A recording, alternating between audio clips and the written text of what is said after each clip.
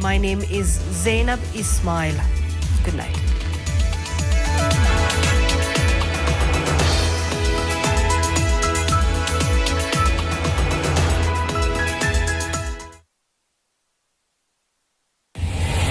The Consulate General of Uganda in Mombasa and the Kenya Coast stakeholders presents the 4th Uganda-Kenya Coast Tourism Conference and Exhibition, a celebration of tourism between Uganda, the Pearl of Africa, and Kenya, the Pride of Africa. The conference will take place on the 27th to 28th October at Ocean Beach Resort and Spa Malindi. Be part of the conversation on how the tourism industry can tap into emerging innovations and technology to drive tourism growth. Don't miss the opportunity to interact and interface with key industry players, including policymakers, regulators, trainers, and private sector practitioners. Book an exhibition booth at 50,000 Kenya shillings and get an opportunity to showcase your tourism products and innovations. Register now at thetourismconference.org with a registration fee of 2,000 Kenya shillings.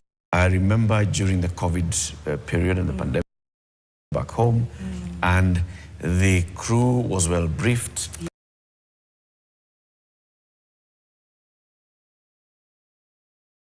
Or by consuming news and information about Raila Odinga. That is our last word tonight, is on Raila's contribution to democracy. Now, of course, we have to start with what we've seen in the last 1 week as things that have stood out for us. And Sharon, what is it that stood out for you this week? I think, obviously, between the last show and now, is when we had the nation lost Raila Odinga, and in a very short period of time we've gone through the whole state funeral and sending him off.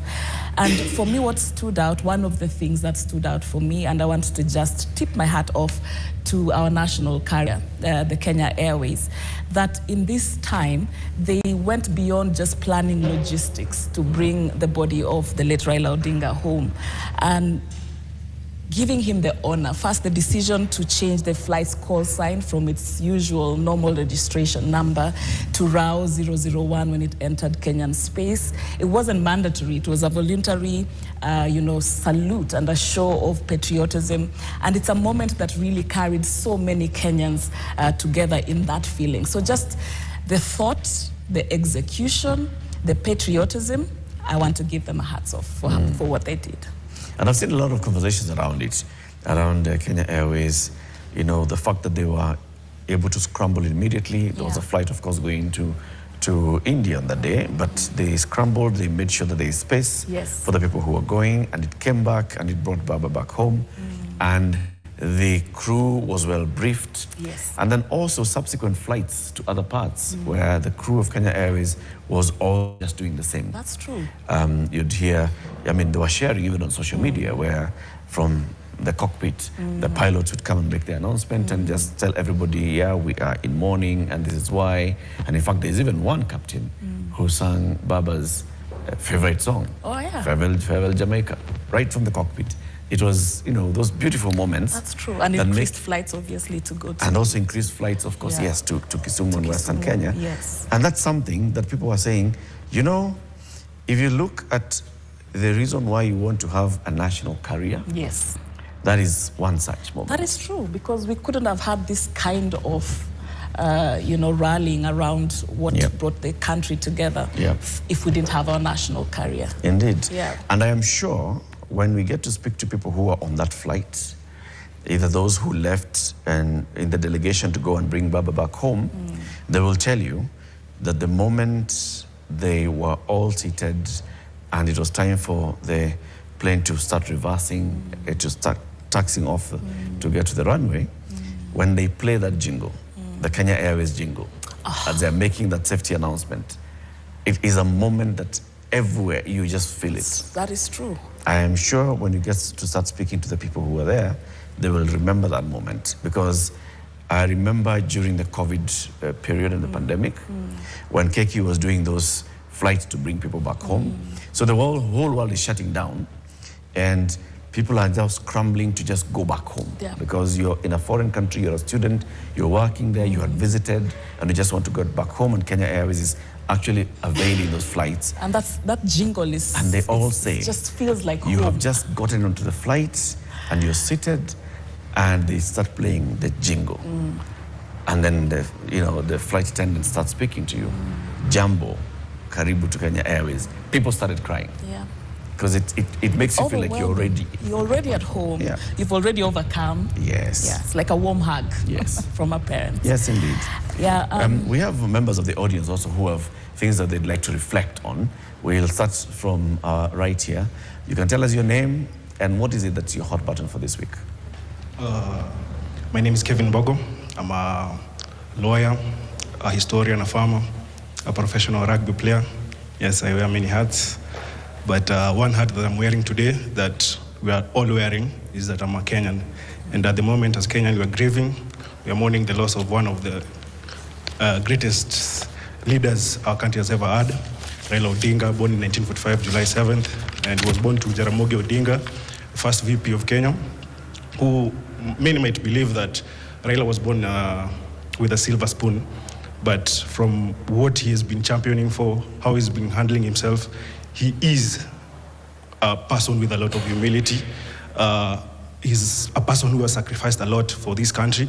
You remember in 1982 when there was a coup planned by Hezekiah and his team. Raila Odinga was incarcerated in jail for about a decade and he was being tortured, as we were being told by Koigi Wamwere. In 1991, he championed for multi-party democracy with the likes of Gitobu Imanyara, Martha Karua, Orengo.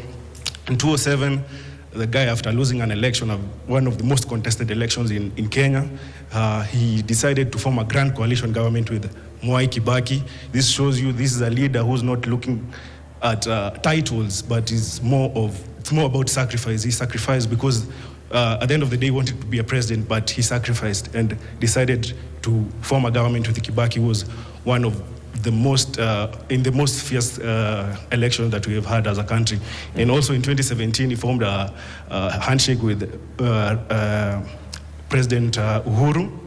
This shows you that Raila is a power-centered guy. He's somebody who believes more of the people than power, because what he did, not many people could have done the same.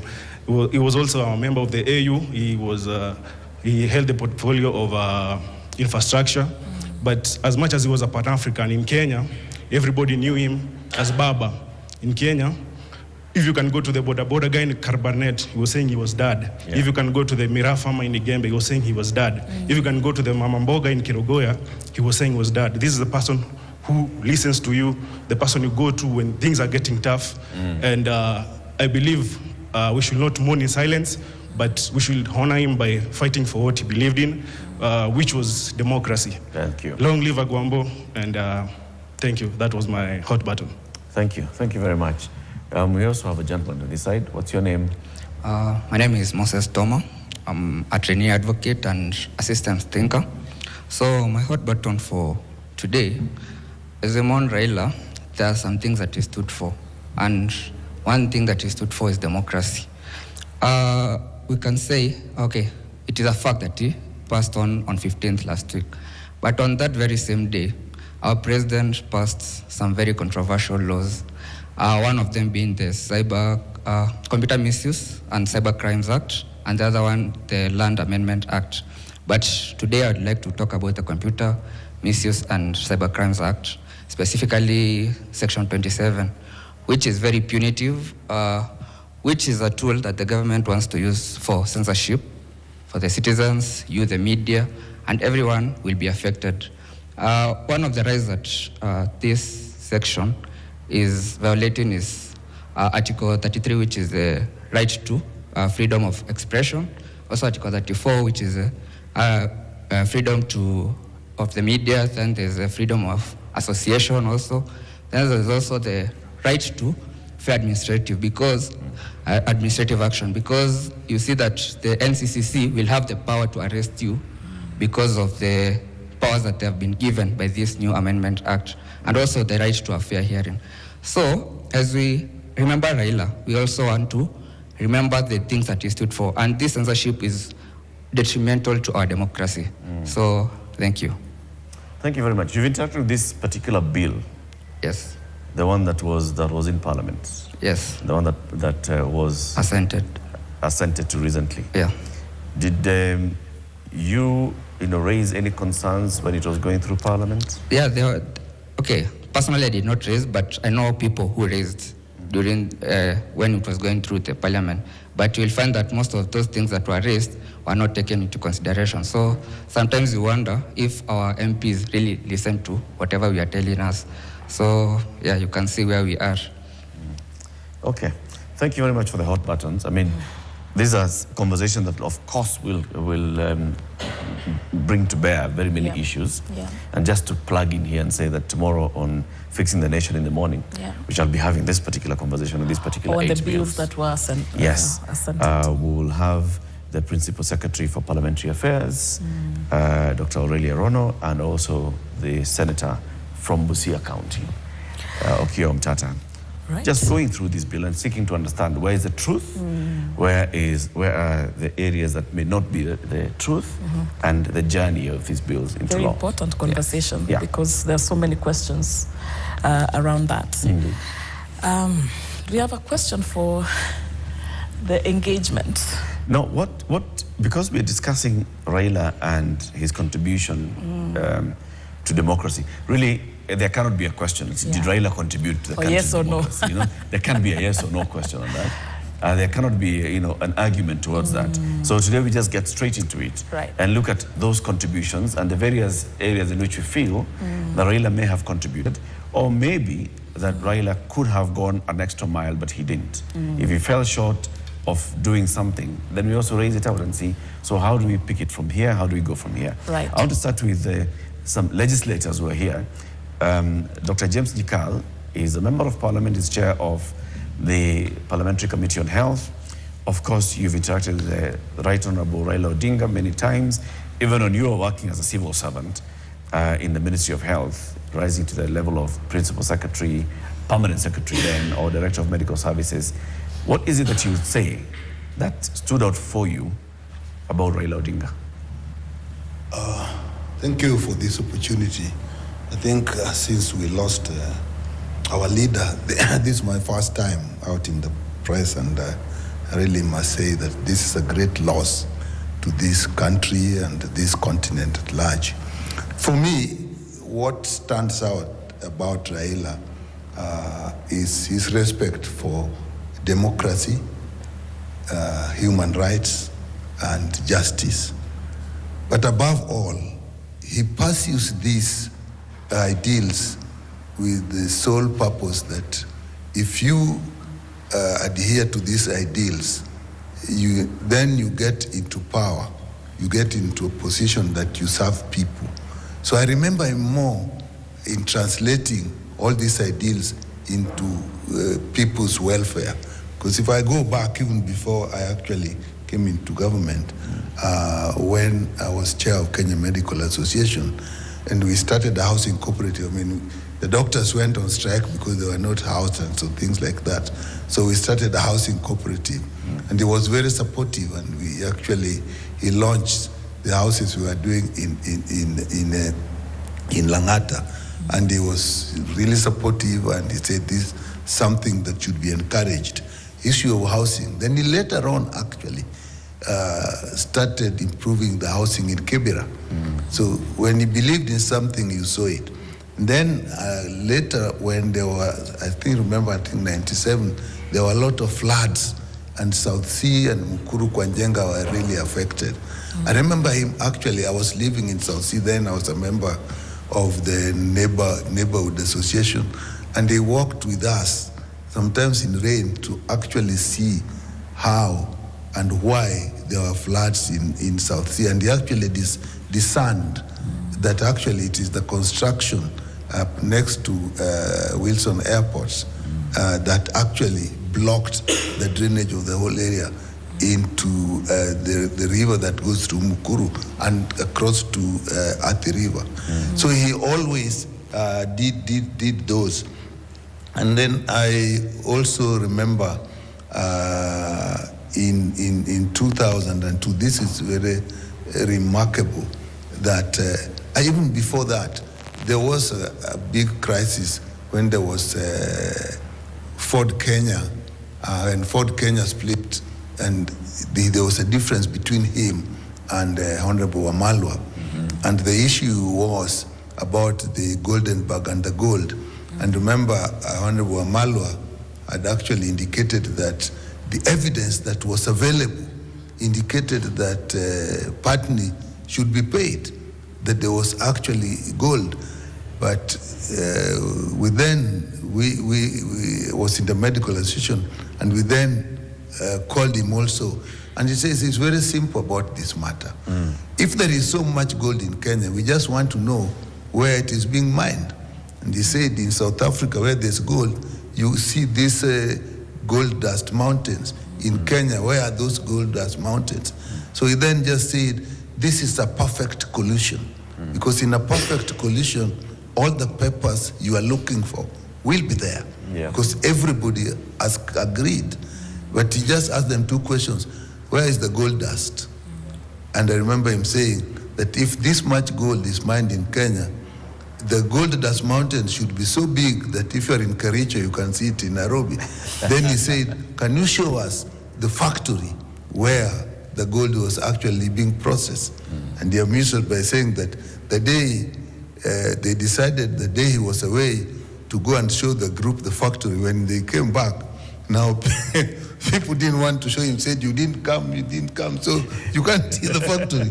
Obviously, there was no factory. So I started seeing that he actually meant well. All these ideals, his main purpose was basically to get a government that delivers for the people. And then remember when he was in the Ministry of Roads, all these roads, we were talking of infrastructure. All these bypasses, southern bypass, northern bypass, eastern bypass, actually these were his ideas. Later on when they were in the coalition government. And remember, in the coalition government, I was now at DMS, and I remember 2007, how people really died. I was probably the only civil servant that could move across the country, because as a medical person, we had to go to all these IDP camps and look at where the bodies had died. We were using Red Cross. You couldn't use government vehicles. People didn't want to see them. So suddenly said, if Kenya is going this way, it's going to get into an agreement. Again, major change. And then they went into a coalition government. And when they were in the coalition government,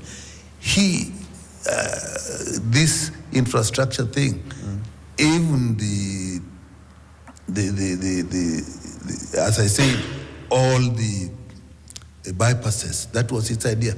Even this expressway, I remember we were calling it double-decker. The idea was, he said, now, the amount of time it takes between the airport and the CBD, one of the PSS had to actually work out the cost, and it turned out that the loss was enormous in terms of the fuel use. So he said, we'll have this road. It was to be widened, but there was no space. So we said, we can have a double-decker. And now it is. And he also said that we need also to look at the way we do roads. And the Bangati road was actually started, and it wasn't done conventionally the way the roads are done. That road from City Mortuary all the way to West is actually done with concrete and metal reinforcement. And that was tried, and I've never seen any potholes in them. Or repairs being done. We'll continue the conversation with Dr. Nikal. Then even when the Constitution came, you know, the first one that didn't go through, he really didn't like it because the issue of devolution and so on. Then the second one was also threatened. I remember as PSS, we were actually sent out, and it's due, go and tell people the truth. Explain to them what this constitution will mean, particularly with the devolution, and if the money comes to the people. So he had always these ideas that how things should be done, but it always turned out that it must improve the welfare of the people. So to me, it is the one area where I see ideology ideals being translated into the welfare of the people. Because you can be an ideologue, but people are suffering. Yep. He doesn't serve anything. I think there he was different from many people who have fought many of these wars, social wars, and even this thing of social protection. You know, the cash transfers that we did, those were our permanent secretary. Yeah. He was his idea. I think he went to India, and then later on we were sent to Brazil to see how what cash transfers were being done under President Lula. And we came and the cash transfers are there. And we even tried cash transfer in... Let's come anyway, let's come there's back so to much. There's a lot, I'm There's sure. a lot. I mean, if we sat with you, we would spend many hours with interesting stories of what exactly we saw with Raila Odinga. And Sharon, like Dr. is saying, if you look at all those things, because we're looking at democracy through the eyes of Raila Odinga. Yes. In all these days, there's leadership, but then there's also the aspect of democracy of promoting different ideas, you know, being surfaced, and then the best ideas being canvassed among people. Did you pick that out? Yes, I did. And that, I think even as Mheshimiwa has just said, that Raila always spoke for the masses, you know, for the many people, particularly to do with barriers, economic barriers, and, you know, lack of access. Being the people's president, I think that remained constant in what he spoke for, you know, just putting first the ideas and the welfare, particularly of the masses. And speaking of democracy, I wanted to take us back to the foundation. And one of the founding ways, you know, that Raila started, you know, his fight for democracy in Kenya was the fight for multi-partyism in the country. And this is where I want to bring in Honorable Pogisio to just talk to us. You have the advantage of having had time and being in legislation even before. What was it like? What was Parliament like before 1991? And what were the internal struggles at the time with all this political activism happening, and what essentially then became the specific role that Odinga's defiance played? Thank you, and that's a long time to speak about. I mean, most of the people here will not understand that I came here to Nairobi and to Parliament in 1988, preceding 1991 for sure. And the Parliament was designed in such a way that elected members of Parliament were servants of the state, servants of the people. The salary that I started with was 10,000 shillings for a member of Parliament. A member of Parliament could not afford to stay in a hotel of any level, not even, what do you call them? 5 stars. 3-star, could not even stay in the 3-star. There was no money for that. We used to stay in the lodging and boarding level. And if you are wise enough, you'd only be there for Tuesday, Wednesday, Thursday, and you run home to your constituency. That's better. So I'm just saying that the idea of service started in the Legico days. And then we moved on to the time now when it started thinking about how we pay members of Parliament. And I was reading today that Kenyan members of Parliament are some of the most paid members of Parliament in the world, not just in Africa, but in the world. How did we get there? And so before Raila, I met his father, and his father had been fighting for freedoms, like we all know that the father, Jaramogi. When I came into Parliament, Jaramogi was the most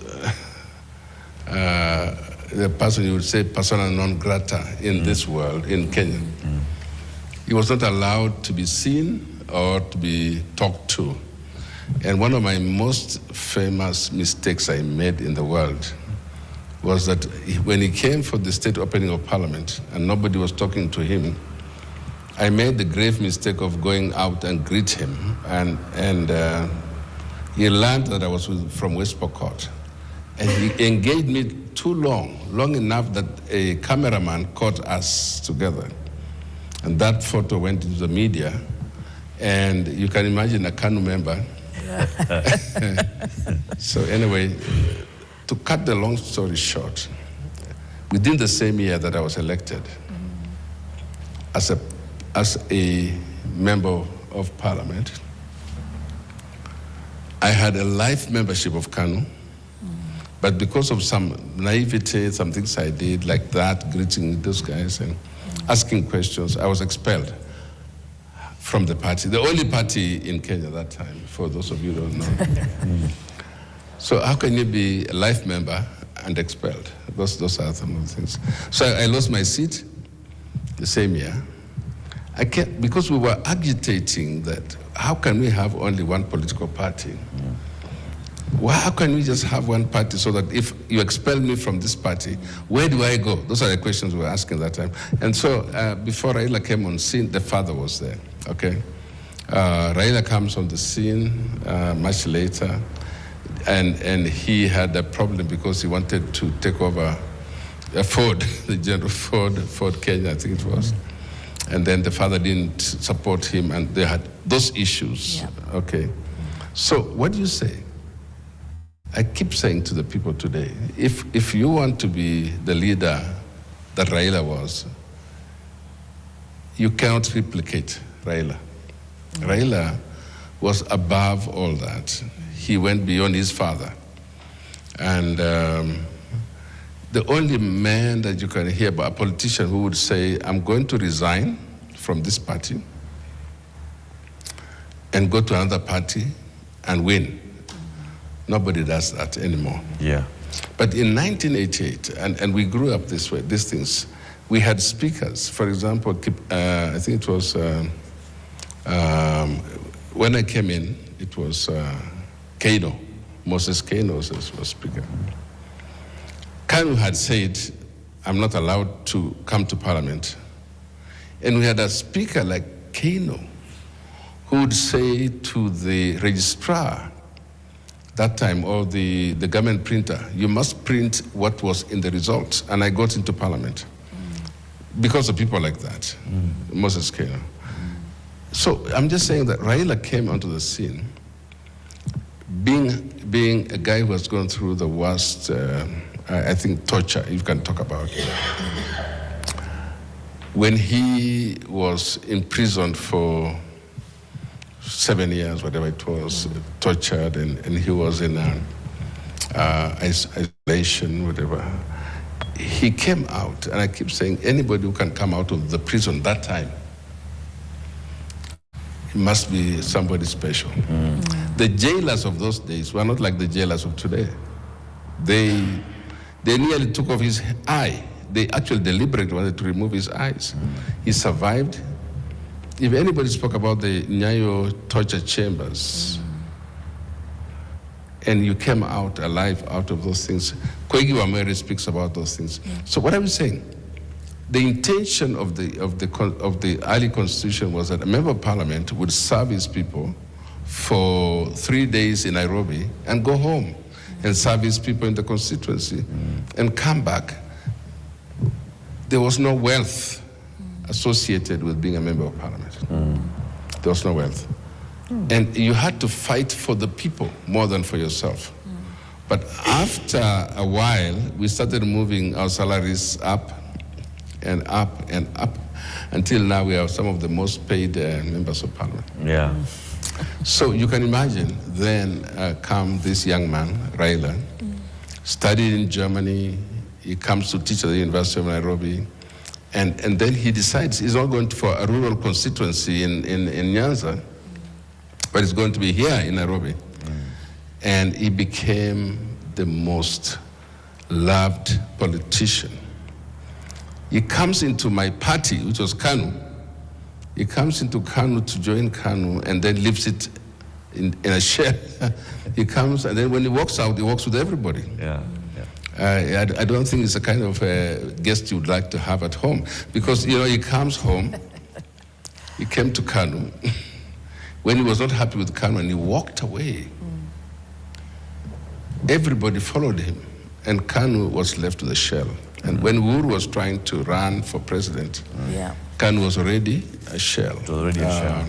So I'm just saying that, what are we talking about? This is a man who started his life by surrender, by sacrifice.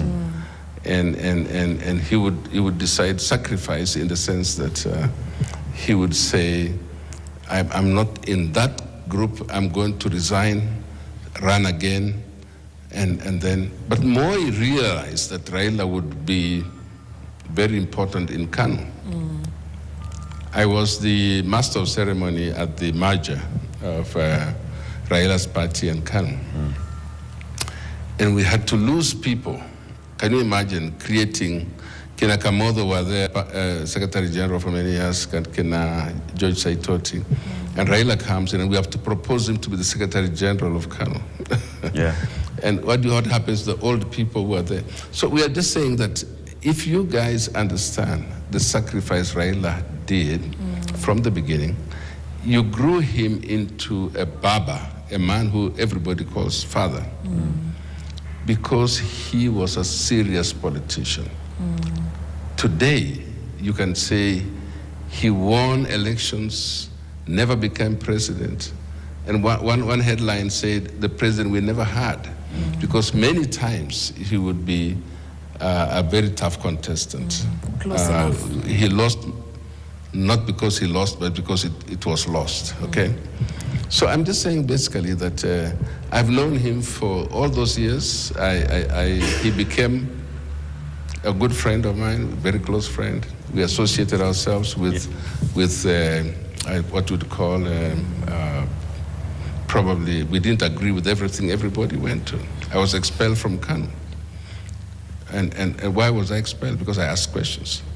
Raila was always asking questions. He was constantly why? Asking the why. Yeah, he was asking questions. You know, and we'll talk now people who have not been in parliament, have not been in positions of leadership, and people who have just, seen Raila from the news, reading from Raila's past or Raila's, immediate past, and what he was doing in politics. Recent history. And just seeking to understand, is that how people actually understood him? Before Wednesday last week, did people see Raila for that? Or did people see Raila for something different? I think we have a gentleman here with a mic, and then you'll pass it on to the lady behind. Before Wednesday last week, did you see democracy and see Raila in the same WhatsApp group? And to me, let me just say something before I continue. Raila is a legend in my books, and the best thing the government could do, I think they should have a statue of Raila Amolo Odinga, let's say Apo CBD, because Raila is a legend. And to me, I grew up and I found that man in politics. And all I know, I've never seen a politician like Raila Amolo Odinga. And just yesterday, I witnessed something, and all I can say is Raila ever won elections and never became the president. Imagine, even after death, Raila pulled the crowd that even a living president can't pull. Yeah, both sitting government and the opposition, even if they come together, they can't pull such a crowd. Yeah, I was at Kasarani Stadium, and imagine Kasarani was full of people. In fact, they had to bring some, let's say, some game for people to go wabaki kidogo ndio waone mwili. Ndio iwezekane. So let me then, and I appreciate that you're saying that. We'll be going to a break shortly. So, as you were growing up, as you knew Raila the politician, and you you went to school and you started learning about democracy and you saw our democracy and our democratic practice. Did you see Raila as the embodiment of democracy? Yes. How? Because to me, I can say that, let me say, if you look back at the era of Moi, things were not easy. Things were so tough. Imagine you could mention president, na umeongea vibaya, they just come for you. But because of Raila, nowadays you see people doing things with the internet and you are so sure that you are safe. But the day Raila died, they passed a bill that even me, I'm afraid of using my phone. Right now I can't use my phone the way I used to use it. Because I know the bill that they passed, I'm sure people will be abducted. People will be abducted. You're sure? Yeah, I'm so sure people will be abducted. People will be grabbed their lands because imagine, now the government has that right of grabbing your land. And there is that bill of freedom of expression. I can't express myself the way I used to express myself. What's your source of information here? Internet. Okay. Let's take a look.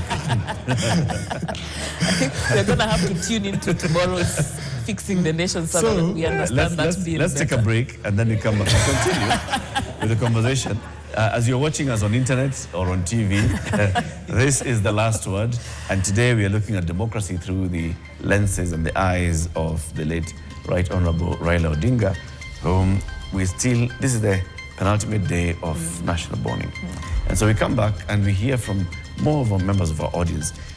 What is it that you would associate directly with Raila and democracy? What aspect of it, of democracy it is? Back in a moment.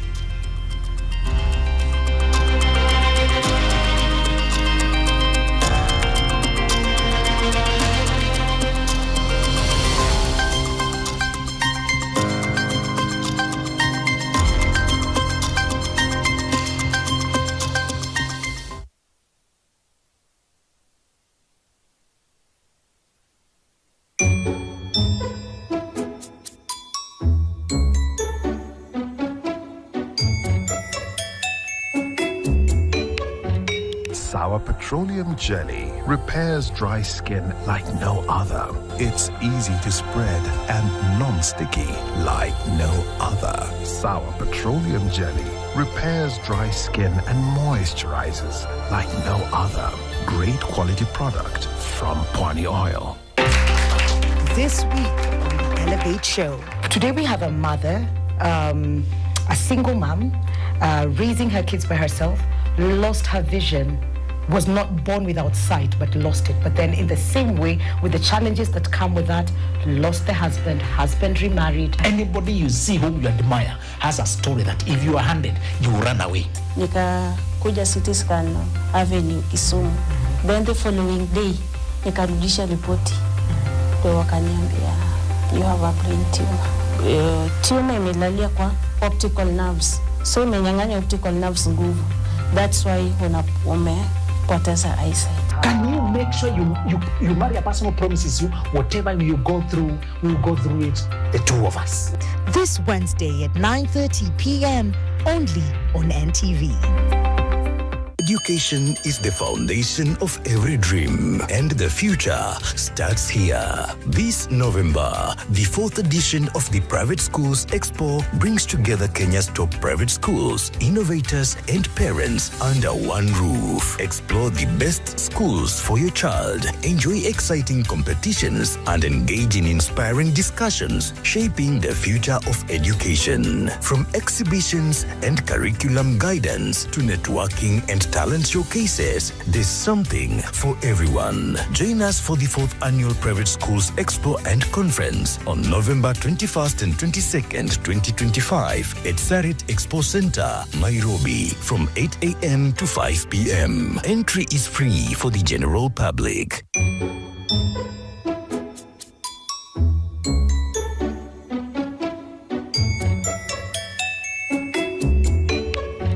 Sour Sour petroleum jelly repairs dry skin like no other.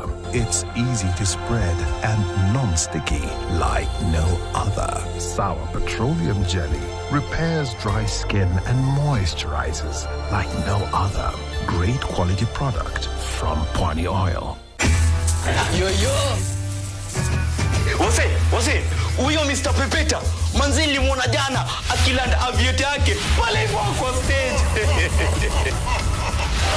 Oya bro, umesikia story ya Mr. Pepeta versus Ronaldo huko Kasa jana? Best yangu ni Bausa huko. Ananiambia Mr. Pepeta alimpiga bao 3. Ukipepeta watakujua.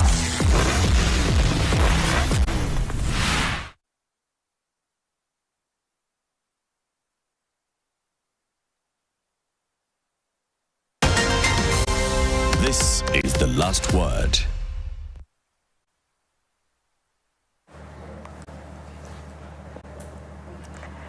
Yeah, welcome back. You're watching The Last Word, and on this episode tonight, it's a special edition.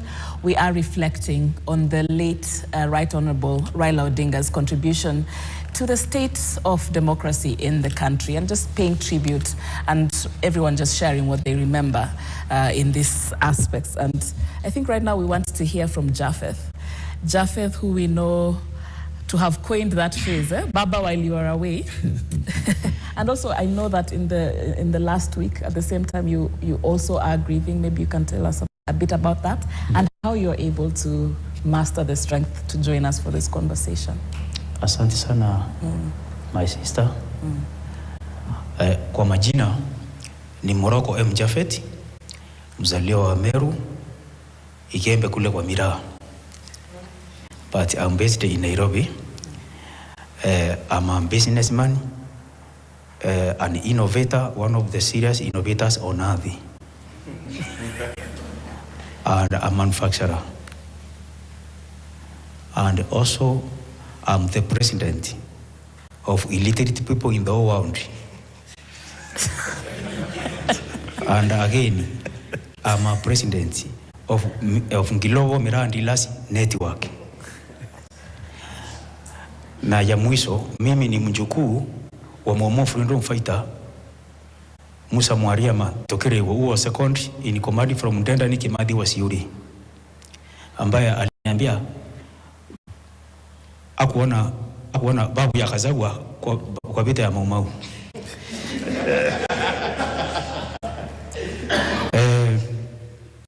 Leo nashukuru kwa kuni-invite na niko hapa kama naomboleza mara mbili. Kwanza I'm a polygamist na nimepoteza challenge to all my wives. Alifariki siku moja na baba asubuhi, saa 9. Nilipata habari nikinjoni group ambayo ilikuwa inaenda kumchukua baba India, ikabindi nirudi. Alikuwa diagnosed with a blood clot ambayo ilikuwa ikakosi pulmonary hypertension, then later it may affect lungs, kidney, liver and heart. Hiyo ndio imeenda naye na ilijulikana 2021 immediately after COVID-19 in Japan. So naomboleza. Nimeona kuna mtu wa Tuko ameandika akasema the man who coined Baba while you are away ameacha bibi kwa mochari, ameenda kuzika Raila. Kwanza nimwambie Raila ni wangu na bibi wangu. Hakuna mmoja wao sitapumuziza. Njuzi nimepumuziza baba, sasa tarehe 7 mwezi ujao naenda kupumuziza my lovely wife, Muringene Village, Igembe Central Constituency, Meru County. Tutakuwa huko, marafiki wananipatia support, ODM fraternity wananipatia support. In fact, the new party leader wa ODM ameniambia atangoza ODM kuja kwa hiyo mazishi. Okay. Dr. Oburu Ondinga na wengine. Hata Nyali rafiki yangu hapa atakuja. Sasa nikirudi kwa upande wa Raila, Mimi nataka nizungumzia Raila tofauti na politician mwenye mnazungumzia. Kwa sababu mimi nimeinteract naye mara mbili kwa politics na nimeinteract naye kwa biashara. Raila ni mwanabiashara mashuhuri ambaye watu hawajaijua. Na wakizungumzia Raila upande wa biashara wanagusa tu mambo ya Spectre International, mambo ya mafuta. Ni sawa, lakini Raila ako na biashara mingi sana. Kama mimi, Raila, he was my business associate. Amenijua 11 years ago wakati nilikuwa niyo slogan ya baba wali wawe alinitafuta. Na Raila alikuwa ni mtu wa kusikiza na kuleta solution. Upande wa biashara, tukiangalia tusiende biashara sana sababu tunataka kuzingatia mambo ya nagusia biashara kidogo alafu nirudi kwa hiyo nini unataka. Tuende kwa democracy tafadhali bwana Muroko. No, tunataka, lakini allow me for a second. As an innovator, Raila amekuja akapata mimi tukishirikiana na wenzangu like engineer Kirori tumeinnovate green plantable pencil ambayo iko na seedlings. In the whole world, watu wameinvent hiyo, we are only 4. Hizi road studies za barabara ya mtu mweusi duniani peke yake ni yetu. Alikuja akapata kama tunafanywa frustration na mbadi governing policy, but kwa hii serikali alikuwa ameanza kuisukuma zianze kutumika, zianze kusaidia afya, zianze ku create jobs opportunities, zianze kwa attract tourists, si increase kwa nia yetu. So Raila ni mtu ambaye alikuwa ana support biashara. Sana kwetu sisi kama pale watu ya miraa, alikuwa pia anatusaidia kutafuta market ya miraa. Sasa nikirudi kwa Raila politician, kwanza nataka nimshukuru, alikuwa ameni nominate nikuwe mbunge wake wa Yala. But mimi mwenyewe nili step down for his brother Dr. Oburu Odinga, nikamwambia mimi sitaki kwenda mbunge, mimi nataka tufanye biashara. Na tangu nimwambia tufanye biashara ameisikilia, hajaniachilia. Mara yako wa kwanza Muroko, mara yako wa kwanza kusupport Raila ilikuwa lini na kwa nini? Mimi nimezaliwa katika familia ambayo ilikuwa ina support Odingaism. In fact katika familia yetu kama uja support Raila ama Odinga ni abomination. Lakini mimi nilianza kumsupport 1997 nimemkampenia na nikampigia kura mara 6. 1997 kama mbunge wangu akiwa na NDP, akiwa kama mbunge na akiwa rais na NDP. Kwa nini? Nikampigia, hiyo ndio nilipata nusu ambayo ilipita through Kibaki. Kwa nini ulikuwa unamsupport? I believe with his good governing policy. Okay. Nimempigia mara 6 lakini kanusu peke yake ndio kamehesabiwa. Hata nusu kakuota ile wakati ya Kibaki. Raila ni president ambaye maybe itatuchukua 1000 years kabla tupate rais kama huyo. Na Raila ni pan-Africanist. Raila alikuwa anataka Afrika tujileverage economically. Na, kwa sababu unajua utajiri wa dunia iko mahali mbili. Utajiri wa dunia iko kwa mchanga through minerals na agriculture. Utajiri number 2 ni upstairs, innovation or value addition. So Raila hakuwa anataka tuwe tuna export our products as a raw material. Alikuwa anataka kwanza tufanye value addition, ndio create jobs opportunities hapa, ipate bei mzuri, iweze kusaidia hata ma innovations na vitu zingine kama hizo. So asante David. Asante, wacha tuende kwa wengine pia. Thank you David. Okay. David Muroko, activist, an ardent supporter of Raila Odinga and Odingaism, as it says.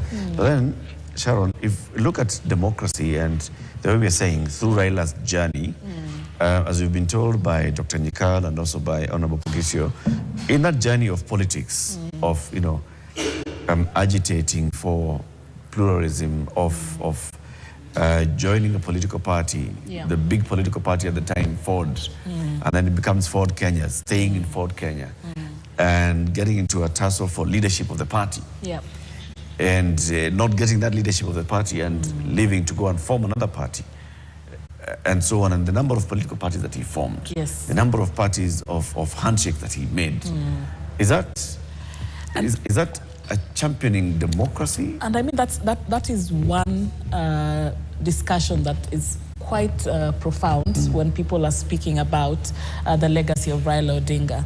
in these various aspects, from joining KANU, the handshake with Uhuru Kenyatta, later on the broad-based government, and in almost all this situation, stunning the nation by doing so, that, you know, going to cooperate with the very, you know, rivals that you just recently in that moment had.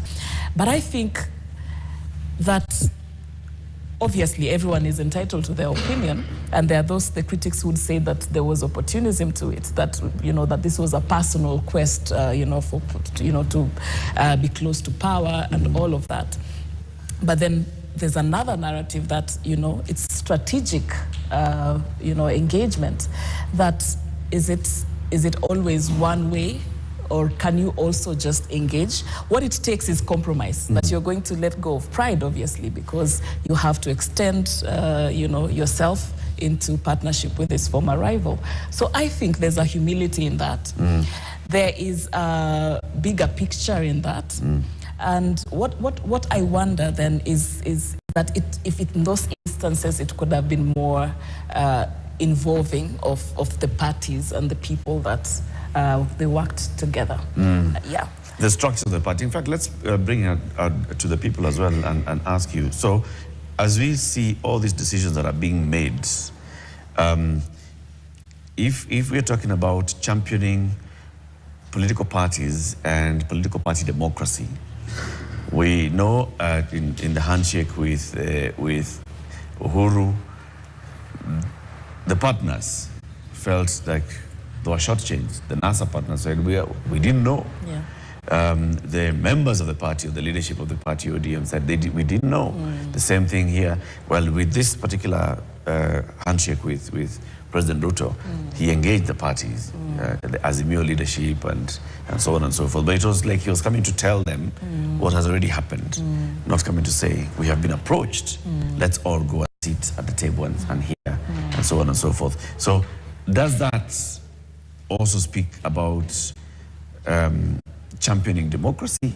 Is that an angle of democracy, or is that an angle that then casts a blot on his journey? You have the mic. Yes. Oh, it's not. Or we can hear from Mheshimiwa. Yeah. Or, yeah. You can pass even to the lady at the front. She has a point to make. I think I can go first. Okay. Yes. I can go. Okay. For me, I believe like for the first handshake where he did with Moi, I wasn't around, so I can't speak much about it. The 2007 one, where he did a handshake with Mwai Kibaki, I believe that was a man who was humble, because many people told him that he won the election, but he decided it's not about the titles, it's about the people. So he sacrificed, and he decided to become a prime minister, and he formed a government, and after that there was less tension in the country. At that time there was a lot of tension. But for the recent handshake with President Ruto, I can say it was a good move, because at the end of the day, I believe you have to listen to the people as a leader. And majority of the people from who I've interacted with, you know, Raila was interacting with the bigwigs, the Jaws and the people who are in government. But myself, I'm interacting with people who are down here, and I can say 95.62% they're saying it's not good, and they don't believe in the broad-based government. So for me, I believe the recent handshake, he shouldn't have done it. Okay. The question here is, you know, the journey to getting there, and you can even pass the mic to Dr. Nikal, because he's a leader. Dr. Nikal, you're a leader, and you're a member of ODM that nominated you, that now you're in parliament courtesy of ODM, and here is your party leader having a conversation with the president, and then coming to communicate that discussion later, appearing like it's a done deal. Or even in the handshake with President Uhuru Kenyatta, again, they meet, the two of them, in Harambee House. They come out, they announce before the political party has been engaged. In the 2007, for example, the contrast here is that the people who were with him in the election and in the party were involved. In fact, they were the negotiators. And he was coming in to come and endorse in the last minute. And he was coming to say, yes, the people have negotiated, and this is a broader-based, conversation. What do you say to that? My association with him, and I said it was even before I got into politics, what has always come out to me is that he doesn't pursue politics or democracy or these ideals for their own sake. It is actually, do we improve the welfare of the people? That has been utmost in all cases. And what I've noticed that when people reach a stalemate, where now nobody is going anywhere, and sometimes people start hurting, and there's no clear way going, at that time he actually will change course. And eventually, people find out that it actually works. Because I remember the Ford Kenya one, the big split in Ford Kenya, initially it was Ford, then it changed to Ford Kenya and Ford Asili. And let me tell you something about politics. When Ford split into Ford Asili and Ford Kenya, I had a daughter who was 12 years old, and that time the big thing, we want multi-party had come, and now we wanted to get KANU out. And it was Ford Kenya that was going to get KANU out. And when it split into Ford Kenya and Ford Asili, my 12-year-old girl was watching TV and said, oh, now there are two Fords. Now Moi amerudi. And then the child went and played. Sasa Moi amerudi. It was, you get to that point and then you realize there are things that are so obvious of the outcome, but because of ego and I must be the one, then people continue and lose out the game. So at that time, he actually decided to be in Ford Kenya. And Ford Kenya, the split came again between him and Honorable Wamalwa. And Goldenberg was actually a big part on that. And again, it was looking like Ford Kenya was now going to look a compromise. Then he actually decided to leave. And then there was a bit of a stalemate there. People were not going anywhere. And Moi was actually just entrenching himself in power. And I think Raila was even expelled from Ford Kenya at one point. And he was actually partyless. And suddenly, I think he came, was it LDP or NDP? The following day, he had a party known as LDP.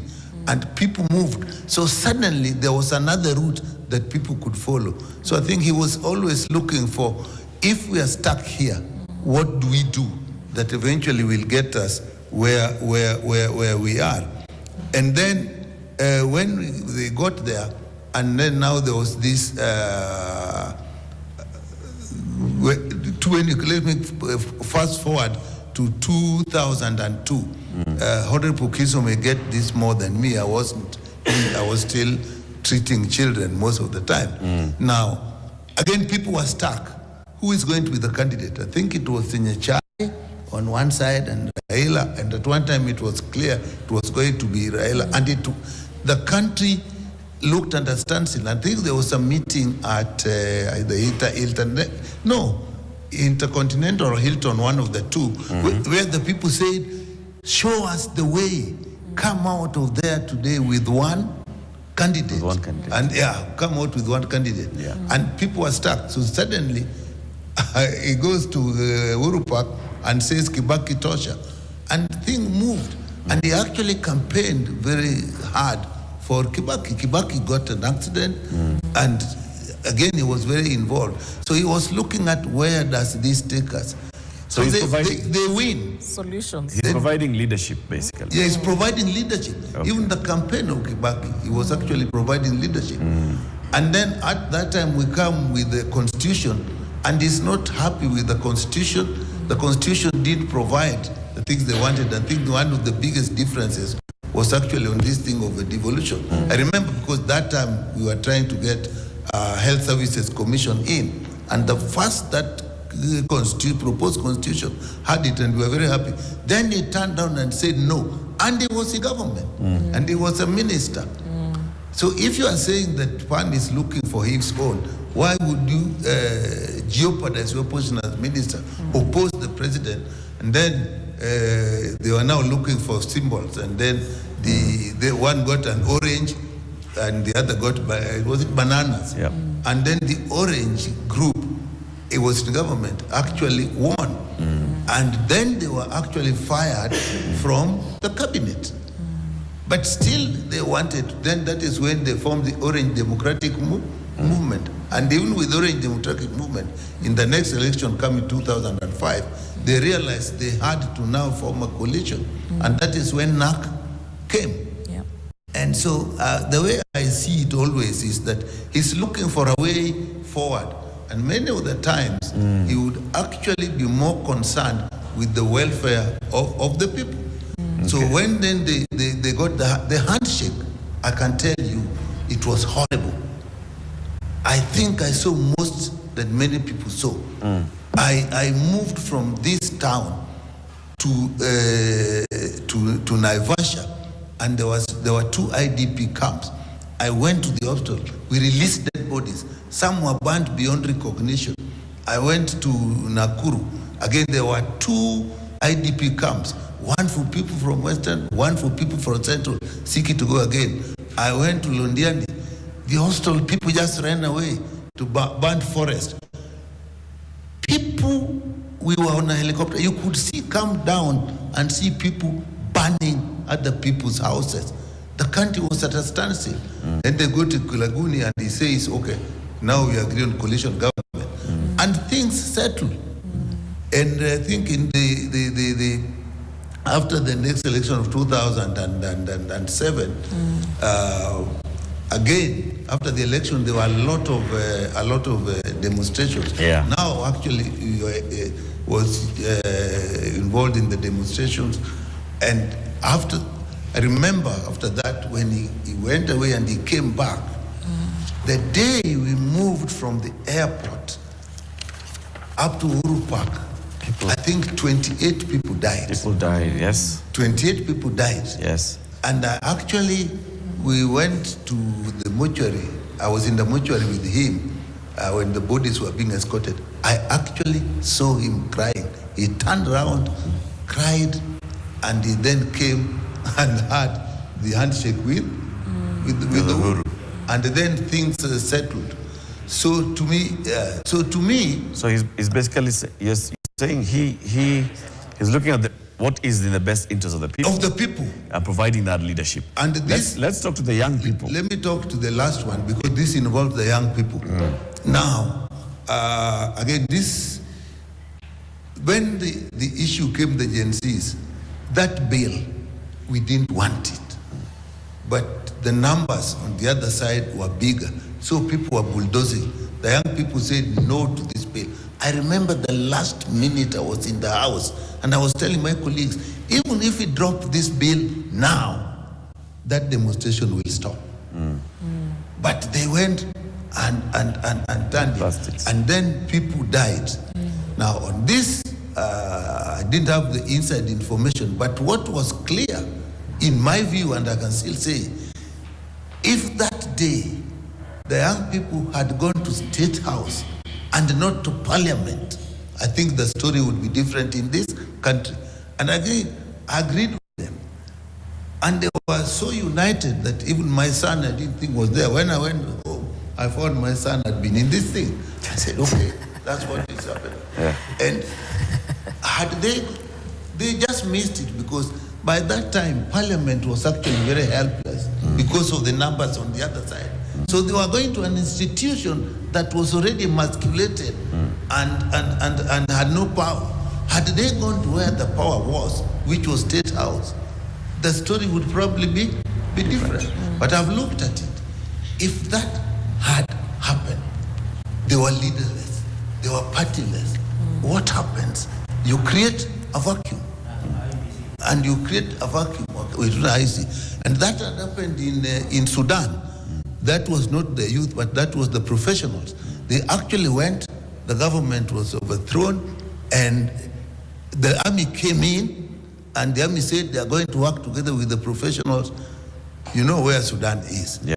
So I think, again, personally, I still believe that changed things. We may not be happy with what it is. We are in the broad-based government, but many times, many of us, we find ourselves, and this is what I said in the funeral yesterday, even if you're working with the broad-based government, there are things we must say no to. We must, in Raila's ideals, work for the welfare of the people. That is why I wasn't keen to say, we're here forever. I mean, we haven't sat down and said we are going to be someone forever. So let's go with the ideals that it is the welfare of the people. It's only for the best matter. interest of the people. You know, like now, you have seen what has happened in Nepal. Yeah. Again, it has gone to the army. We have seen what has happened in Madagascar. Now, we are not quite sure which way it is going to go. So for me, the only thing I'll say, this last thing is, it has given us chance. Let's hopefully reach 2027, where we can change the government through the ballot, if we so wish, rather than at that time going through a route that we didn't know where it would be. Thank you. So with that, I still say he was more concerned with the welfare of the people. Point made and reiterated. There's a lady who wanted to speak. You can give her the mic. Good evening, everyone. Good evening. I'm Nurse Julie. Okay, when you go to the democracy, we do not look at the late Honorable Raila as a self-sabotage, but a centralized blockchain whereby he governed the people of Kenya with an effort whereby through his initiative, the Raila Odinga, he provided a scholarship whereby everyone could had used the scholarship to study. Okay, an example. I'm one of his product whereby from his scholarship, I seriously benefited from it. When you go to the Mkatenusu initiative, you can see that he used the process to unite the people of Kenya during the election and after the election. So we do not look at Raila as a weak point. Yeah. You can see like Honorable Raila used to go from countries to countries to defend this country of Kenya and promoted peace among the nations and even promoted the marketing of Kenya, whereby from the previous perspective of looks, like when you go to marketing, Kenya was really down, but through Raila, the late Raila Odinga, we can see that we were able to be boosted, and even the local mwananchi could even stand and say like, indeed, like I got the benefit of the Raila. Okay, thank you. Yeah. Thank you very much. My name is Eddie Omondi. I'm a law student from JKUAT Karen campus. First of all, when you're talking about the aspect of democracy, this is a system of government whereby power belongs to the people. And this is all that we saw in the late, in his political journey. Let me be specific to the constitutional history that we have as a country. So far, Kenya as a country, we've had two constitutions. The first one, the 1963 constitution, that underwent several amendments until we had the second constitution, that is the 2010 constitution. You'll agree with me that the 2010 constitution, the great gearing, the great impact was because of Raila Amolo Odinga. And this is because of the aspect that he had, the selfless the selfless virtue of leadership, whereby I'm not only here for my own interest, but I'm here for also the people who brought me into leadership. That itself defines democracy in Raila Amolo Odinga. Let's see the kind of constitution we had in 1963. And although it underwent very, very many amendments, there was that executive power. It was really high. And people who were the citizens, in a way, they were being depressed. It came through until when Raila Amolo Odinga fought for multipartyism, that is in 1991, where we had the fight to multipartyism, and then we went to the first phase of the constitution of 2002 to 2005. Of course, Raila Amolo Odinga was not for that constitution. In the second phase, that is 2007 to 2010, Raila Amolo Odinga fought for very key aspects in the constitution that we have up to today that we as a country can really appreciate. Let's see the matter of devolution.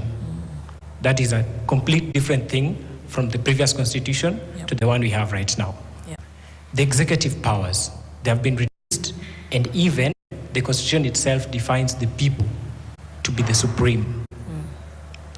And also, another aspect you can see in the constitution is the Bill of Rights.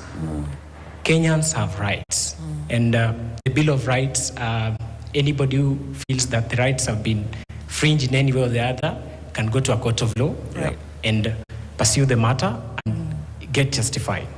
That's one. Two, Raila has gone to elections. All what you said was one. No. Just like seven.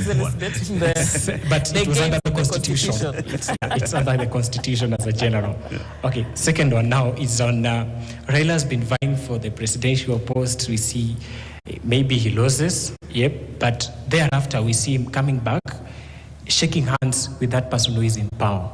What does that tell you about a leader? He has the people at his heart. He will see, yes, I lost, but see what has resulted from my loss. People are fighting. People are being killed. What should I do? The people are at my heart. Raila Amolo Odinga decides what? Let me go shake hands. We bring peace for the country to progress. This is someone who even went to prison for 7 years. Imagine after all that suffering, you still come back, you love your country and you love your citizens. True. And this is something that even the upcoming leaders should embrace. We should see in them that aspect of selflessness. Thank you. And that is the Kenya we need forward. Thank you very much. Thank you. The man has the mic at the back. My name is Peter Obada. Yeah, please stand up. Okay, my name is Peter Obada. Anytime you think of being a leader, think of Kenya first before you think of being a leader of a certain community. Not my words, but the words of the late Prime Minister Raila Amolo Odinga. See, this is the person that had the interest of people at heart. He was pro-Article 1, all the people, always. When we draw back a bit to 2002, when Raila was leaving, was it Kanu, to join Kibaki, there was wrangles there. The team of Kinanyachai were there.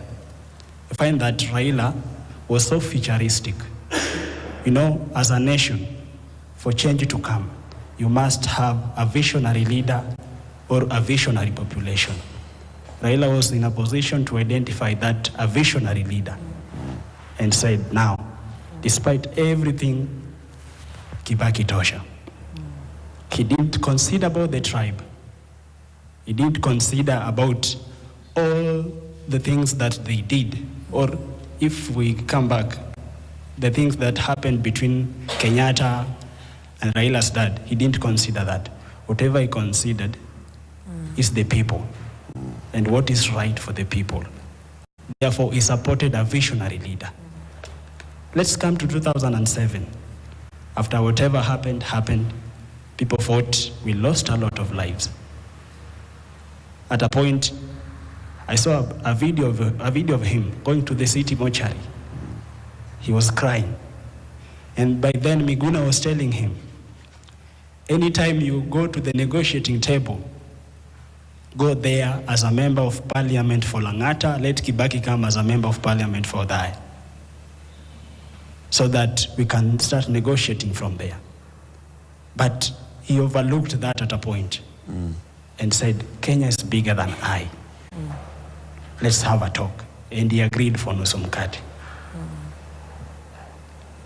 20, after that, after Kibaki, then we usher in Uhuru Kenyatta. There was a lot of disagreement in the political arena. But he was in a position to make, he was bold enough to study and see everything. Remember, Raila is one of the people who had multitude of followers in this nation. And right now, I tell you for free, if at a point Raila decided, that day Raila was sworn in as the people's president, he decided with that multitude, I being one of them, whatever happened, whatever could have happened that day, it would be another story. But he was sure enough, he was keen enough with the decisions he made. He came and shook hands with him. You see that before shaking of hands, there was a bit of political instability. Did you support the handshake at that point?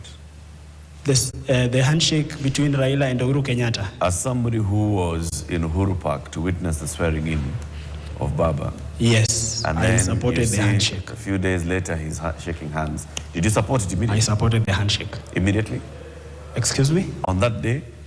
Or No. did it grow into you? No, on that day. Because I'm a kind of a person, before I judge something, sit back and analyze it. As a young person, what is the future of Kenya tomorrow? What does Kenya have for us? Because anytime Kenya goes down, we all go down. Why has he done it? And I've always come to conclusion Mzee was right. Yeah. Now, so you gave him the benefit of the doubt? I really agreed with the handshake between Raila and Uhuru Kenyatta. Yeah, I really agreed with it. And now let's come to... I just want to cut it because let's not all repeat the same thing. We've all talked about the journey, and we are repeating the same journey and the same steps, right? So let's just pass on the mic to, because you've told us the journey up to that point. And please keep it because we should be we are running out of time now. Let's keep it short. Okay, I'm Logo Alokwe, and for me, when Raila Amolo Odinga died, I realized that in Africa, it is only the place that people will say good things when you die. But when you are alive, they will show you other things. There are so many other names that Raila was called. I don't know if such a leader deserves to be treated that way. But the moment he died, I believe many other Kenyans cried crocodile tears. But have we looked what Raila has done for Kenya? What he has fought for? Are we ready to continue what he started? And yes, I'm very ready to continue what he started. What would you like to see continued out of... One thing is good governance. Raila championed for good governance, economic growth, and he wanted inclusivity. But in our current situation, I don't believe if there is inclusivity, the government and the people. Okay. I think that's a good point. We can leave it at that. We'll take one last comment in the interest of time and then come for the closing remarks. Thanks. Okay, good evening, everyone. I'm Samson Marigo Turuka from Migori County, Kuria West Sub-County, Masaba Ward. So I will be brief. To Honorable Raila Amolo Odinga, he was a father of democracy, as my colleagues has talked on that more, and also he was a defender of human rights. And also he was a father of justice, as he has practiced justice to the system of Kenya in several occasions, as we can see. But beside that, I can say we put aside politics. Mimi nitasema hii nitoke. Raila was the eyes of the Kenyan citizens and to the Africans, because to the government, to the running government, Raila yeye ndiye alikuwa kama macho kwa wananchi wa kawaida, kwa chochote chenye kinafanyika wapi kwa serikali. So we are crying a lot. We have got this a very big gap, but it's my call to the current president, Bwana William Samoei Ruto, when or how are we going to end the corruption in Kenya as our beloved country? Barikiwa sana. Thank you. And we'll come back for your closing remarks, Japheth. I just want to start with you, Mheshimiwa Pogisio, as you give us your brief closing remarks on this subject of democracy through Raila's eyes. What do you think would be the best way as a country that we get to honor Raila's contributions to democracy? Thank you very much. I like the questions already asked by several of our people here, that everybody, Raila is like the, what do they call it? The elephant and the seven blind people. Yes. So it was like, you touched the ears and you thought, when you got a tail, it was different. So I think that's the thing. Most people I grew up earlier than most of the people here. And so I saw more of Raila than they did. But they found, I think most people found Raila when he was agitating, and led the demonstrations better than anyone could ever lead demonstrations in this world. He had he'd been tear gassed so many times. The young people have perfected that art of receiving tear gas. Beyond Raila was the first one. But he was punished. But where would you find somebody who would forgive his jailers, who would forgive the people who tortured him, who called him names? Where would you find that kind of person? Today you can't find that person. So he did his best. And when you ask him about, he would say, Kenya is bigger than all of us. He would stop people from reaching a certain point. So I just want to say that for those of you who are, he deserves to be given what he got. To be given a CGH, he deserved it. To be given a state funeral, he deserved it. He sacrificed his family time. He did what he did because he loved this country and died for this country. So we need to react in that situation and say, what have I done for my country? That would even be a quarter of what Raila did for our country, because he did so much. When the elections are announced, the results are announced, and he's very optimistic that we are going to form government. We are the ones who are going to form government. He plans everything around government.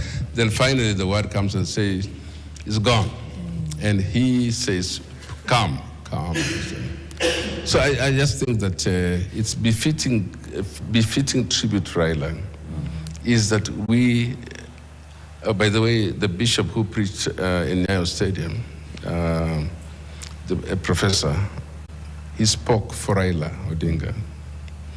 And we don't have to go after him. I mean, this guy is just a mouthpiece. He spoke what God put in his mouth. I think I want to tell people that it was very gracious that the same professor, Kodia, who was the bishop of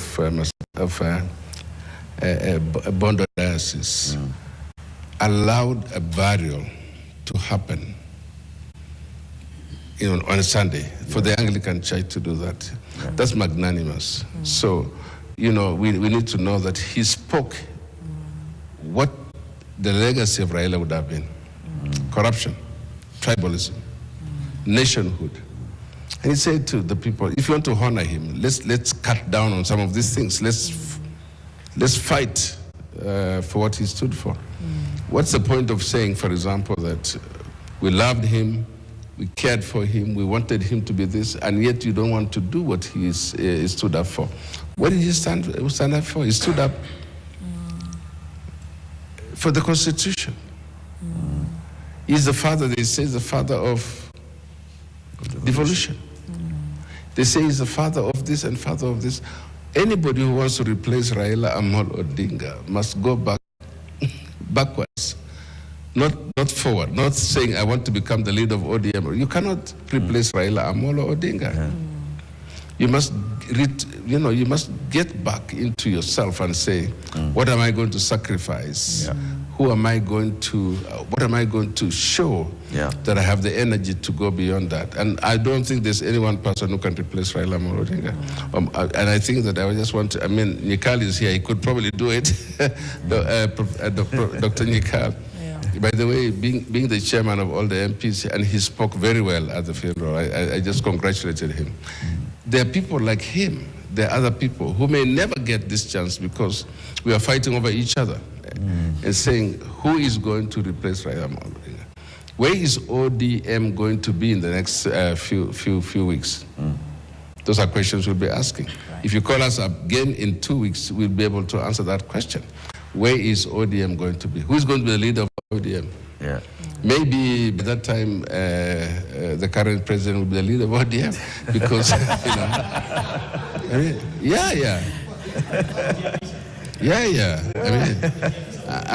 mean, he said it himself. I mean, he said ODM will be in power. So we need to find a way in which we define Raila Amolo Odinga. Right. Thank you. Thank you, Pagisha. I don't think we are able to take any more comments because we are out of our time. Please forgive us because we really have to cut. But thank you for all your contributions. Okay, you have to keep it under 1 minute. Keep it very short. Continue. Endelea. Okay, mimi kama mfuasi wa Raila, wakati angitandikwa election government, zile baadhi ya vitu ambazo alileta, moja ilikuwa ni silamu upgrading. Na ikuwa ijengo na ndeni. Alitafuta pesa mjamane and UN Habitat wakati wa Anita Injuka. Kenya ilikuwa i-contribute only 15% of the value, lakini kwa sababu hawakutaka Raila achukue that credit, ilitupiliwa. Hiyo wakati pia alicreate kitu ambayo inaitwa, kwa sababu global warming, kitu ambayo inaitwa climate change mitigation and adaptation, ambayo ilikuwa inaongozwa na Peter Odhengo mpaka leo iko. Kwa sababu alikuwa na kitu ambayo inaitwa local and international political goodwill. Mimi ningetaka Africa tuwe na teachings of Raila Odinga. Na my burning issue sio hizo. Mimi kama mfuasi wa baba nasumbuka sana tangu nitoka kwa mazizi ya baba, kwa sababu mimi sijaona ripoti ya postmortem. Kama mfuasi wa baba na wengine hatujaona ripoti ya kusema nini imepita na baba. Okay. I think that's the body. Kitu ya pili, I'm not sure kama baba ako intact on all his body part. Na ya mwisho kabisa, kuna watu ambao hawangepewa majina bila meaning. Jina Raila inamaanisha Reliable African Intellectual Liberation Act. Amolo inamaanisha Institute Mobilized of Legislative Order. Na Odinga inamaanisha Offer and Dedicated Inspiration for National Growth and Accountability. Sisi kama wafuasi wake lazima tutafanya research ya hii kifo tujue ni aina gani. Jafet Morocco. Thank you, Jafet. No, I think we are done. We've run out of time. It's Really 11 already. Time is gone, and our director is already telling us, well, we are already eating into the next program's time. But thank you very much. Tonight, we wanted to really look at, the democracy through the journey of Raila Amolo Odinga and what has happened over the years as we continue mourning, as we continue remembering. And the things that we've just said here, how do we keep the legacy of Raila Amolo Odinga alive? That's a challenge to all of us, okay? It's not just to us, a few people, it's to all of us. Whether Dr. Nikal will be the leader of the party that he belongs to, or so on and so forth. It's a challenge to all of us. Thank you very much, Sharon Momanyi and Eric Latif and all the audience that we've had here, Dr. James Nikal, MP, Samuel Pogisio, former member of parliament and senator, and all our audience. Asanteni sana, and do have a good night. Thank you.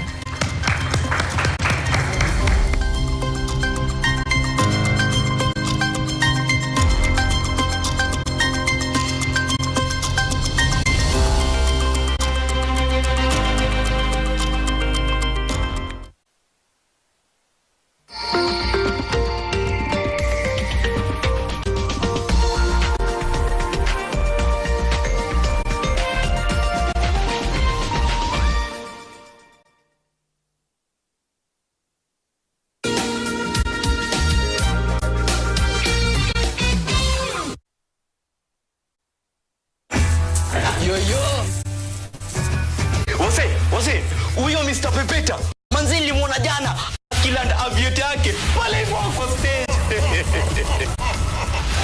Oya bro, umesikia story ya Mr. Pepeta versus Ronaldo huko Kasa jana? Best yangu ni Bausa huko. Ananiambia Mr. Pepeta alimpiga bao 3.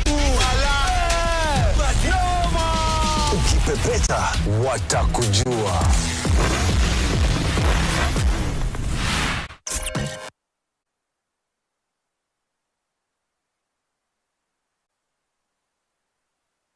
Tired of endless scrolling? Say goodbye to the chaos. Introducing the all-new Business Daily website. Experience seamless navigation. Immerse yourself in a world of more videos and more podcasts. Discover more with our enhanced home pages. Engage like never before with our interactive tools. Join us and elevate your reading experience today. Business Daily. More possibilities.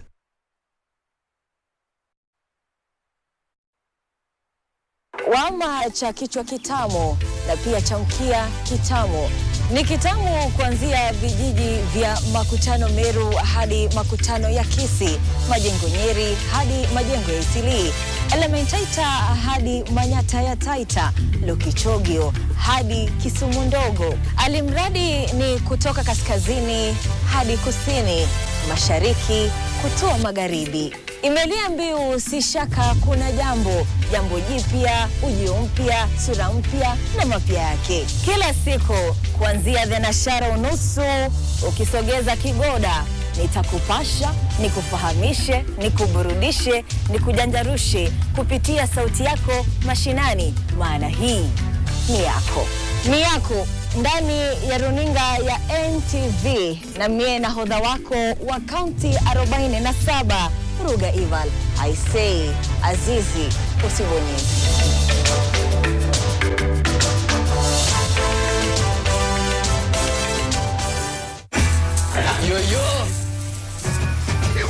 Wase, huyo Mr. Pepeta manzi nilimwona jana akiland aviate yake pale hivyo kwa stage. Oya bro, umesikia story ya Mr. Pepeta versus Ronaldo huko Kasa jana? Best yangu ni Bausa huko. Ananiambia Mr. Pepeta alimpiga bao 3. Ukipepeta watakujua.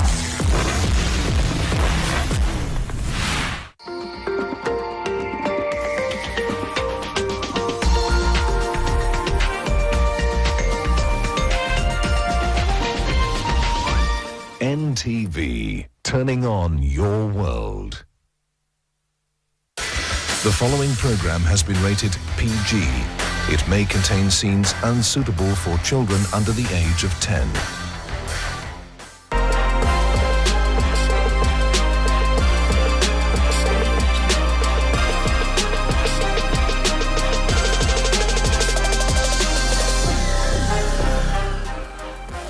One for him. Hiya. Hiya. Hiya. Hiya. Hiya. Hiya. Very ready for Tuesday. You're doing good, Maria. Uko tu sawa. Remember ni kwaya. No. It doesn't go that low. Uko sawa. Alto, tenor and bass. Uko nyuma ikikuja mbele. Na kuna ingine tunaita rueo. Hiyo inatengeneza diagonal. Kwa mzinga zindira odivi inatengeneza diagonal. Hiyo ni haina ingine. Kuna ingine tunaita kavoge. Hiyo nayo inatengeneza honeycomb, inakaa kama matunda kwa mti. Inakaa ni kama imehangi kwa mzinga huko ndani, imehangi hivi. Hiyo hainanga mpangilio, inakaa kama matunda tu. Ile unaonaga matunda kwa mti hainanga ya laini ati iko pande ama iko orofa. Hata hiyo ni hivyo sasa. Hiyo inakuanga hivyo. Na hiyo ndio sasa sisi tunatambua kwa kila mzinga ukipata vile wamepanga pattern yake. Hiyo ni jamii fulani. Hivyo ndivyo tunatambua. Sasa kuna watu ambao wanataka kuanza ufugaji wa nyuki. Wanataka kuanza biashara hii, wanataka kuweka mizinga yao na wawe successful katika ufugaji wa nyuki. Ni mambo yapi ambayo nafaa kuzingatia? Kitu ya kwanza lazima ukuwe na mizinga. Na mizinga ina depend wewe mwenyewe unataka mizinga aina gani. Kama vile nimekuambia hapa kwetu tunatumia hii sasa, kama iko hapa nyuma yangu, na kuna hiyo ingine ya agriculture ile ya box. Kitu ingine nayo ile utaconsider ni mahali utaweka ile mizinga, kwa sababu kama kawaida nyuki hapendi mahali kuna kelele mingi sana. Huwa nyuki ipendi kelele. Hiyo kitu ingine ni mazingira, kwa sababu nyuki kitu ya kwanza anapenda maji sana, anapenda maji, na lazima kuwe na miti yenye inatoa ile maua ambayo nyuki ataenda kutoa pollen yenye sasa ataleta kwa mzinga. Hiyo ni ile mambo mtu atazingatia ili aanze ufugaji wa nyuki. Kwa hivyo unaweza encourage mtu kwamba ufugaji wa nyuki ni mzuri. Tena zaidi na iko na faida kubwa. Sana sana kama utapata soko ya direct. Ya direct ni kumaanisha kama mimi kwa mfano nikiwa na kilo 1,300 nitaenda niipeleke mahali na ninunuliwe yote, kama vile watu wa maziwa na kahawa na chai vile wanajua nikichuna kilo fulani leo napeleka pale, inaandikwa. Sasa hata hiyo ndio ningeomba serikali iangalie.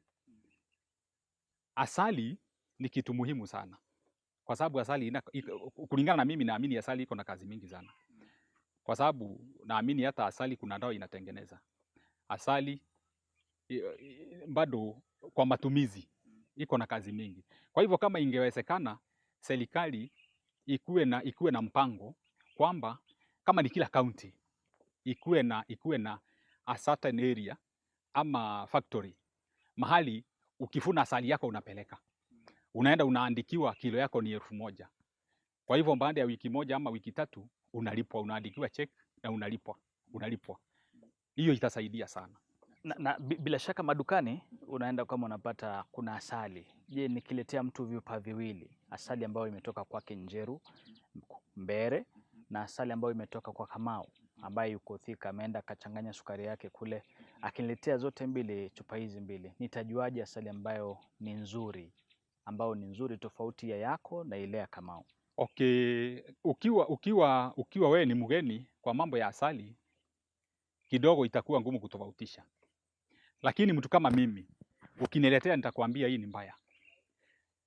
Kitu ingine, unaona asali, ukiweka asali mahali na uanze kama vile unamwaga maji hivi, ukianza kumwaga asali hivi, haifai kuachana ati ianze kutoa matone ikianguka hivi. Asali inafaa kuwa ukimwaga hivi inashikana kutoka hapa mpaka hapa mahali inatoka. Hiyo ni asali piwa, haifai kuachana. Asali inalingana na vile utaiweka. Sana sana kukiwa mahali kuna baridi sana, asali hata kama ni mzuri itashikana. Lakini ukitaka kujua ile piwa, unafaa uchemshe maji, ile kifaa iko na asali uweke kwa ile maji. Hiyo asali inafaa kurudi normal. Yes, inafaa kurudi vile ilikuwa ukiweka. Hiyo ndio asali piwa. Lakini ile ingine utaona imeanza kuwa na layers huku juu, imeanza kutoa vitu zingine, hiyo si asali hiyo. Hiyo imefikiwa, imekuwa contaminated na vitu vingine mbaya.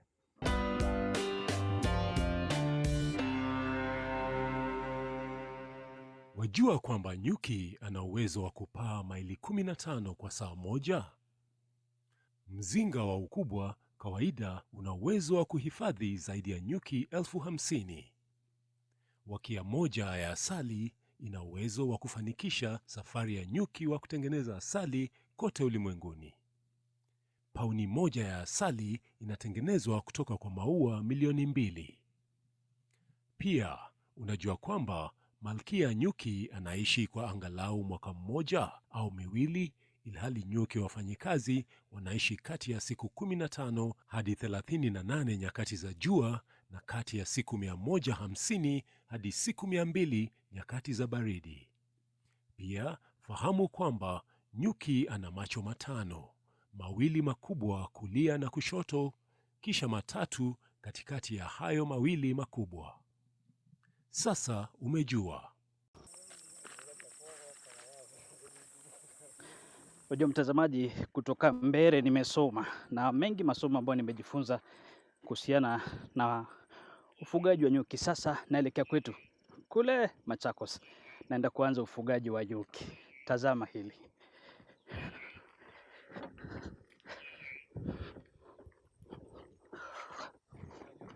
Nataka kuambia serikali watutafutie soko ya kuuza asali. Juu asali ni mingi. Sasa na tukipata mahali ya kuuza asali, soko mzuri, tunaweza faidika.